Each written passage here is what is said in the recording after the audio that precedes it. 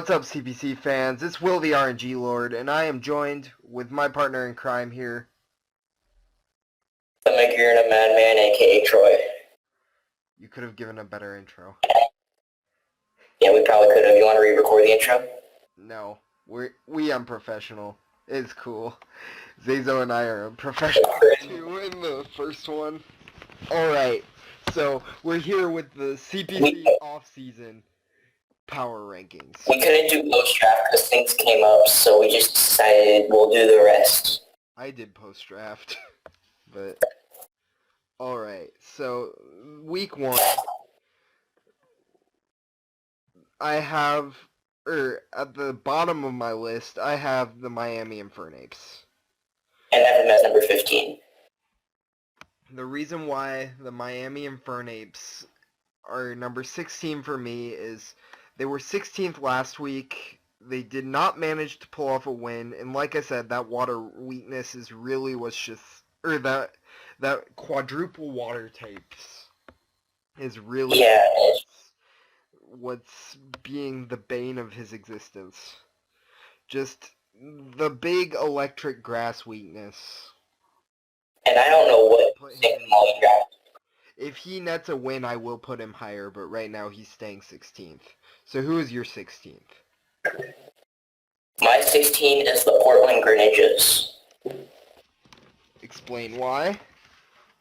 Because I think that his plays were not the greatest, and that is mainly why I don't think that he's just not the most solid player in the league. I also don't think that he should have made the league. Okay. And I don't like his team whatsoever. Moving on to number 15, I have the Stockholm Sableyes, and now the reason he is number 15 for me is he has such a strong team, but he just played really, really horrendously.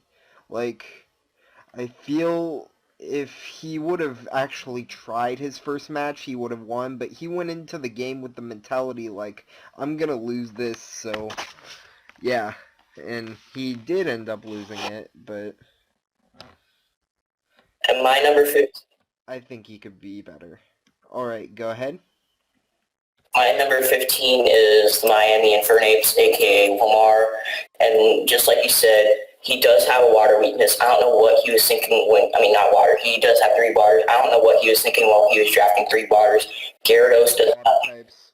He has 4. He has Gyarados, Mantine, Kabutops, and Slowbro. I don't know what he was thinking. Kabutops wasn't needed for his team. Gyarados wasn't needed for his team. Not even Mantine. He didn't even need Mantine. There were better picks for him, and he just got his ass whooped by Turkey. Turbo. Turbo. Techno. Okay. Turbo is a different story. We will get to that. Yeah, Jesus Christ. I have the Portland Greninjas, so the team is still kind of, it has its holes in it, but I do not think GOKU is a bad player. I'm not saying that. I never said that either. I don't think you. Bit of holes I just think his team has a few holes, and hopefully he can prove me wrong and get higher on this list. I honestly hope he can prove me wrong too, to be honest. For you. I have Ashy. I think he could have played better. I honestly really like his team, like you said, and I have faith for him next week, and that is why he is not on the drop bottom of my list. Unlucky number 13. I have Greg, coach of the Los Angeles Clefable. So, going into just preseason, looking at the teams, I thought Greg was pretty high on my list, you know. Greg was right in the middle. Greg was 8th. I mean, Greg had a solid team. It's just he lost week 1, and that put him down. Like, I'm not saying, of course, Tapu Lele should be banned, but the fact that he lost to Tapu Lele, I mean, everyone loses to Tapu Lele, but just, Yeah, that thing's I broken. want to put Greg higher, but he has to win more matches for that to happen. And my number 13 is Turbo. I feel like he could have prepped better. I mean, for a team that sort of walled him, he probably should have played better with Bisharp, because I feel like Bisharp could have won him the game if he got rid of Mandibuzz. And that is why he is more lower on my list, because I feel like if he doesn't play better, then he won't do that well in the league. So, yeah.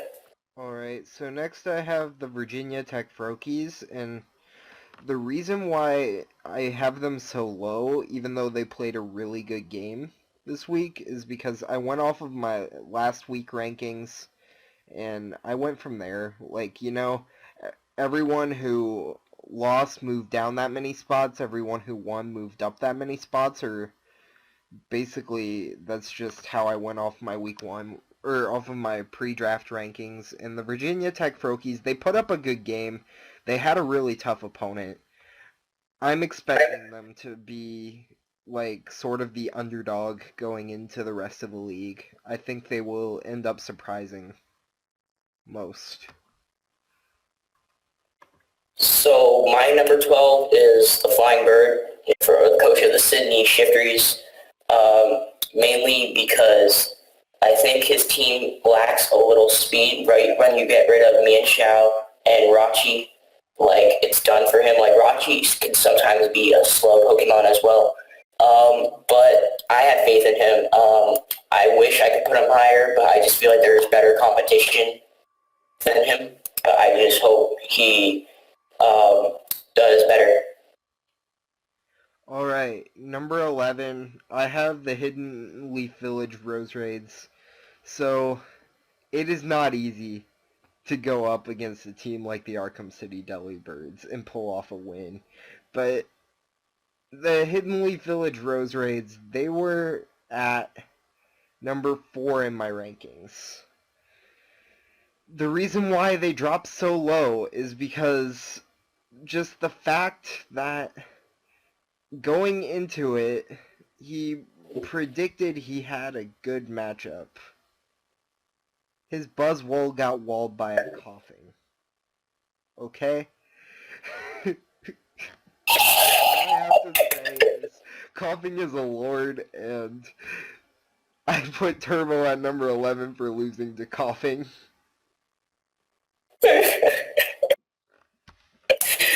Anyway, so my number 11 is the Los Angeles Eagles, coached by Greg.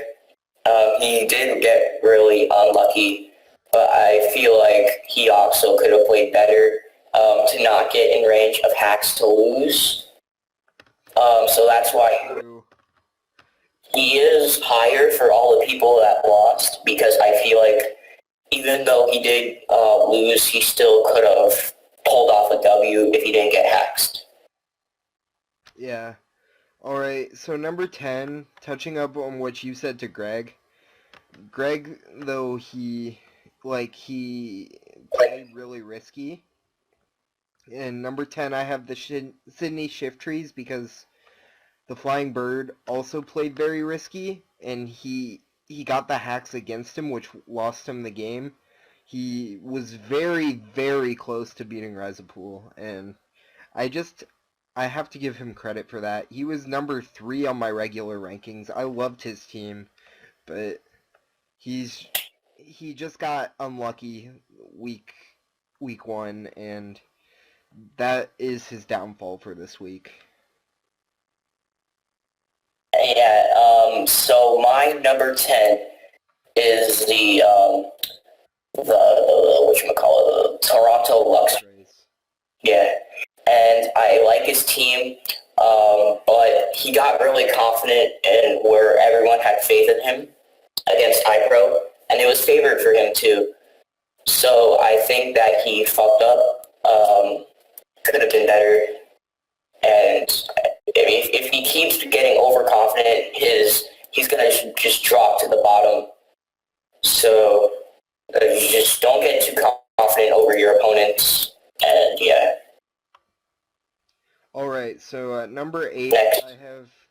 I have the main red claw itzers. Oh wait, we need number 9 first. I'm really sorry. I just kind of blacked out. So number 9, I have the Toronto Luxrays. We just talked about them, but basically what was going on was this was kind of like the player everyone expects to do well versus a player no one really knew going into it.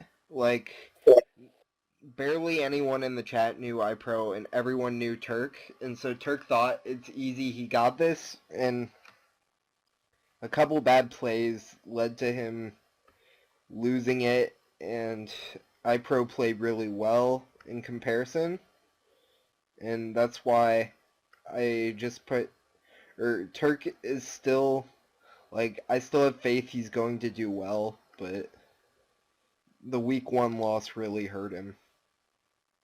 Anyway, my number 9 is the Virginia Tech Froakies. I really like his team. He was up against a really good opponent. Probably one of my favorite teams in the league. I really like, yeah, like I said, I really like his team. He is the underdog, like you said. It's not easy going up a team against that, but he could have gotten like webs up and like swept with his monstrous mons like Serb and Manaphy and stuff like that, and he could have done better. But I think Webs. No, we're not. Jesus. No. All right. So, moving on to number 8 of the players that actually won their week 1 games. Congratulations. With the main red claw itzers.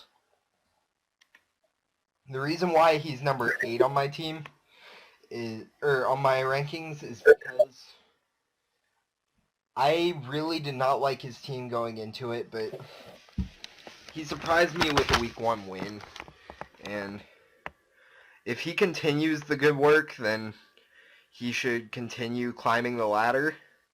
However, I did not like his team going into it, but getting a win is getting a win. So you gotta respect for that. And if he wins again, he'll go up again. That's all I have to say. So moving on, you're number 8. So my number 8 is the Carolina Hurtiflames. I think his team is broken, but he didn't play the best as he could have. But he can play better. I just don't think that and his differential isn't the best either, and differential really does matter in leagues. I don't care what anyone says, but Zardwai, Lele, and Thunderous should put in the work for him. He just has to know how to play a little bit better. Yeah, so number 7, moving on, I'm going with the Dallas Starmies. And the reason why I put them so low on my list, like I said, I know he is a very skilled player, but I was just judging by how the teams were and how they stacked up from last week. Basically, how much these teams improved on the list. The Dallas Starmies went up for me. They were a bit lower on the list, and with this win over the Virginia Tech Froakies, they've been put up there, and like, this was the same case with the main red claw itzers. They keep winning, they keep going up in the rankings. So, I have them at 7th, but that probably won't stay for long. Your 7th? My 7th is the Conkelders. I don't know too much about him, but I think that the only reason he won was because Suicune was a lot. He did what he needed to do and get rid of the mons that took care of Suicune to the point where he just swept with Suicune. Like I said, I don't know too much about this player, so that's why he is low on my list. Alright, so number 6. We have the Boston Bulldors, and both of us actually have this one, so we'll both just give our explanation. So, the Boston Bulldors, they played a well-played game, and like I said, their opponent had the chance to win the game, but he threw it away. He just threw it away, and like Hiker Toad, or the coach of the Boston Bulldogs, was able to capitalize on the chance that their opponent threw away. So that is why I have him at number 6. Would you like to touch up on anything? Yeah, he could have been at least completely lower on the list if Ashy didn't mess up. But, yeah, that's why he's really low on the list. I think his team is great as he has Thunderwave support with Aerodactyl, Choco Coco, and one of my favorite mons being Infernape. Alright, so number 5, I have Carolina Hurtiflames. Like Troy said, he has a really good team with all those breakers like Zardwai and Tapu Lele. But the fact that he only won through hacks is the reason why he's not better on the list. Because he won because his opponent goofed a little bit, which is the case by the Bulldogs too, but he won because he was able to capitalize on his opponent's mistakes, which is really important in the league format. So, although he won through hacks, he was able to set up through hacks. So you're anyway, my number 5 is the Carolina Pantherians, and Pantheranes, yeah, whatever. He thrashed from Lamar. He could have thrashed him better, but he came through the odds of, I'm pretty sure the odds was Lamar was going to win, right? And, I mean, yeah. I had no in that, but He could have lost to Lamar. The only reason he's not higher for me is there are better players.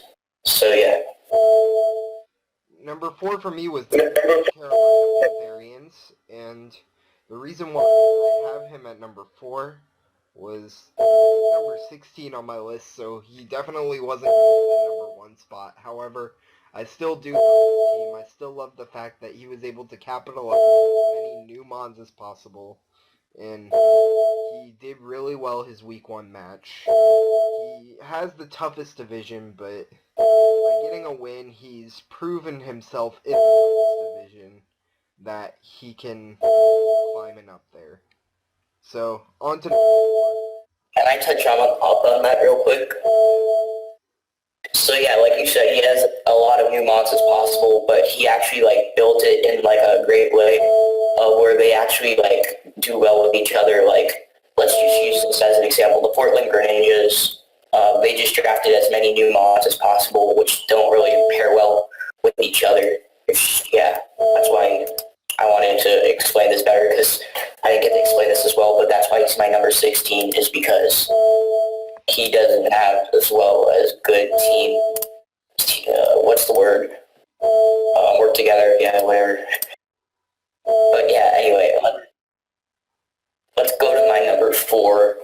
My number 4 is iPro. I really like how he was able to beat all the odds, and no one really knew about him that well. Everyone just thought that Turkey was going to win, and Turkey got overconfident, but that doesn't matter. I still think iPro played really well against a team that mollywopped his. Yeah, so moving on to number 3, I have Electric United, coached by iPro. Basically, what happened was everyone was Turk. Turk was the clear favorite. That was just clear to everyone. Turk basically just screwed up. He was under pressure, and iPro capitalized. iPro played a really great game, really well fought, and that's why he's number 3 on my list. Anyway, so my number 3 is the whatchamacallit, the Claw Ritzers. And I just, the reason why he's really high for me is because I really like his team. He capitalized when, the Portland Greninjas made a mistake, and that is the main reason why he is really high for me because, like I said, I like his team, and he was able to take advantage of, and I like his prep really well. I forgot about to mention his prep. The Encore Azu to take on Wishy-Washy, and then the Houndoom, which mollywopped his team. Alright, on to number 2. Delibirds. Coughing. There is no further explanation needed. So my number 2 was the Dallas Starmies. He played really well. I'm not just saying this because he's a good player, but I just think that he played really well. I like his team. Like I said, most of these players, I just really like how he played with Golisopod. And yeah, that's why he's really high up there. Alright, so moving on to the number 1. After these messages, just so my number 1 is the Cologne Cutlass. He was previously on post-draft number 1 on my list, and he took out a big team in this series. Like, the fact that he was able to win a match, even if it was through hack, just proves why he deserves one spot on the list. I mean, hey, the shifters were in Rage hacks, so... The shift trees were previously 2 on my list. So... You always got a damage Kalpa crit. Anyway, so... Oh my god. Alright, so we're gonna end it off with your number 1. My number 1, of course, is the god, the legendary A12. Man, I think he's going to win it all. I'm going to be completely honest. I just loved his prep. I got one word, coughing, just like how Will said. And I like how he brought the Drudagon, the clean Victini check. Coughing is the only thing. For those of you watching, coughing is the Buzzwole counter. You just need to bring Clear Smog, Will-O-Wisp, HP Flying, and Painful. And you've got yourself one Buzzwole counter. A12 said, I don't feel like 6-selling. That would be too easy. A12 was the real man, and he's like, nope, we're not just gonna get the 6-0. Here, you can kill. That would be too easy. So, that's it for this week's episode of the CPC Off-Season Power Rankings. We'll see you guys next time.